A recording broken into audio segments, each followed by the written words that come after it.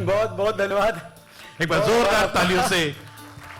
ये कभी कभी मनोज मुंतशिर जी भी मेरी परीक्षा लेते रहते हैं, बोले मैं जब तक मेरा माइक ठीक होता, त्रिवेदी जी आप ये मेरे दोस्त हैं और ये इतना अच्छा बोलते हैं कि मैं पीछे खड़ा होकर इनको सुन रहा था। मेरा माइक ठीक भी हो गया था, लेकिन मुझे लगा थोड़ी देर और बोल ले, मैं और सुन लूं। ऐसी कृपा बनी रहे। जी बहुत क्षमा चाहूंगा। ये आप सबको पता है कि जब बाबा तुलसीदास रामचरितमानस लिख रहे थे तो अनेकों बाधाएं आईं। तो जब भी किसी ने रामचरितमानस या श्री राम की कहानी कहनी चाहिए है, कुछ बाधाएं आई हैं, शायद इसी में शोभा है। जी, तो मैं परमार्थ सेवा समिति के बारे में कह रहा था, जो कि कहना बहुत जरूरी है इसके पहले कि हम श्री राम की कथा पे आए, कि आपने जो कैंसर पेशेंट्स के लिए एक भवन बनवाया है, जहां सिर्फ 200 रुपए में पर डे, सिर्फ 200 रुपए में मरीज और उसका परिवार रह सकता है। उनके आवास की व्यवस्था है, उनके खाने पीने की व्यवस्था है। ये समाज सेवा का एक अप्रतिम उदाहरण है और इसके लिए आप प्रशंसा के पात्र हैं।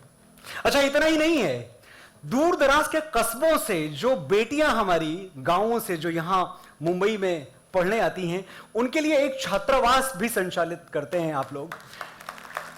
और मैं तो बस यही कहूंगा कि बेटियों की शिक्षा और सुरक्षा का जो ध्यान रखे, उससे बड़ा और कौन हो सकता है। तो इसके लिए भी आपको बहुत बहुत साधुवाद। मेरे मित्र हैं, मेरे बड़े भाई रविलाल पुरिया जी, कहीं यहां बैठे होंगे, विराजमान होंगे।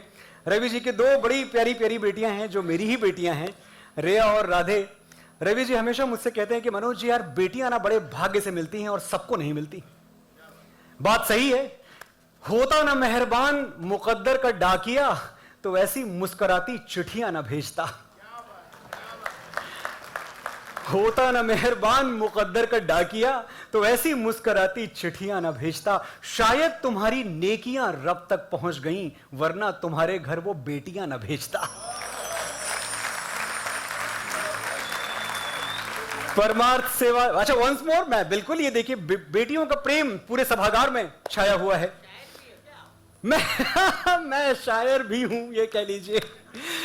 होता न मेहरबान मुकद्दर का डाकिया, तो ऐसी मुस्कुराती चिट्ठियां न भेज।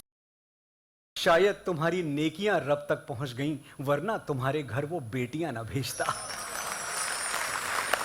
मैं प्रार्थना करूंगा परमार्थ सेवा समिति, भगवान श्री राम आपको और सक्षम करें, आपके हाथों और दान पुण्य और सत्कर्म और परमार्थ हो। अभी जब ये एक ऑडियो विजुअल चल रहा था, तो मैं भी वहां पीछे बैक स्टेज खड़ा होकर देख रहा था। ये ऑडियो विजुअल देखते हुए आपके मन में क्या आ रहा था मुझे पता नहीं, लेकिन मेरे मन में एक शब्द, एक भावना बार बार करवट ले रही थी। आभार, थैंक यू। आपको आभार, आपको थैंक यू। उत्तर प्रदेश के एक छोटे से गांव में पैदा हुआ एक लड़का, जिसकी मां प्राइमरी स्कूल में टीचर थी और पिता मुश्किल से 2 बीघे जमीन के किसान, उसे आपके स्नेह ने, आपके प्यार ने, आपके बड़प्पन ने कहां से कहां पहुंचा दिया। और मुझे ये भ्रम कतई नहीं है कि जो कुछ भी हुआ वो मेरी काबिलियत के दम पे हुआ, मेरी योग्यता के दम पे हुआ। ये अहंकार मुझे बिल्कुल नहीं है। मैं जानता हूं कि करने वाले आप थे। डरे सहमे हुए लफ्जों में कुछ लिखा हमने, मैं शायर भी हूं। डरे सहमे हुए लफ्जों में कुछ लिखा हमने, बने वो नगमे तभी जब तुम्हें पसंद हुए।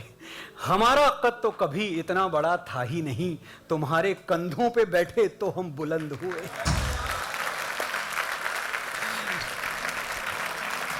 और ये जो आपकी तारीफों भरी तालियां हैं, इसके लिए बहुत बहुत बहुत आभार। लेकिन एक डिस्क्लेमर डालना मैं जरूरी समझता हूं शो शुरू करने से पहले, कि शब्द और वाणी दोनों मां वीणा वादिनी की देन है। इसमें लिखने और बोलने वाले की ना कोई बहुत बड़ी भूमिका है और ना कोई बहुत बड़ी प्रशंसा और शाबाशी है उसकी। बाबा तुलसीदास से बड़ा कवि तो ना इस युग में हुआ और मुझे लगता है ना आने वाले युगों में कभी होगा। बाबा तुलसीदास रामचरितमानस में लिखते हैं, कवित्व विवेक एक नहीं मोरे, सत्य कहूं लिख कागद कोरे। यानी मैं कोरे कागज पे लिख के दे सकता हूं कि मुझे कविता करनी नहीं आती, जो सादे पन्नों पे राम ने लिखवाया मैंने लिख दिया।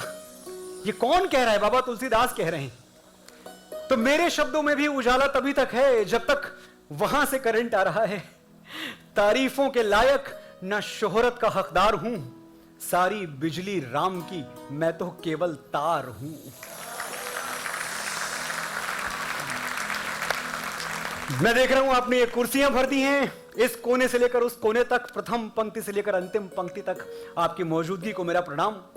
ये भरी हुई कुर्सियां देख के मुझे वही खुशी होती है जो मेडल से भरा हुआ अपना सीना देख के एक फौजी को, एक जवान को होती है, या फसलों से भरा हुआ खेत देख के एक किसान को होती है।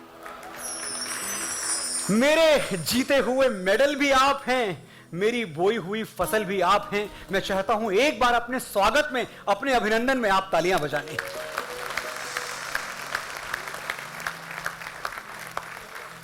श्री राम कथा कहने से पहले हनुमान जी को प्रणाम कर लूं मैं। ये तो आप सब जानते ही हैं कि राम के भजन कीर्तन यशगान जहां भी होते हैं वहां किसी न किसी कोने में, किसी न किसी रूप में बजरंग बली अवश्य विराजमान होते हैं। तो यहां भी इस सभागार की किसी कुर्सी पर कहीं किसी कोने में प्रभु विराजमान हैं। जहां भी हैं आपको प्रणाम। बड़ा अद्भुत रूप है आपका। सिंदूर तन पे मल के ज्वाला से जगमगाएं। वीर आगे जाओ। सिंदूर तन पे मल के ज्वाला से जगमगाएं, कानों के दोनों कुंडल तारों से झिलमिलाएं। संभव नहीं हमारे ये पांव लड़खड़ाएं, थामे हुए हैं हमको हनुमान की भुजाएं।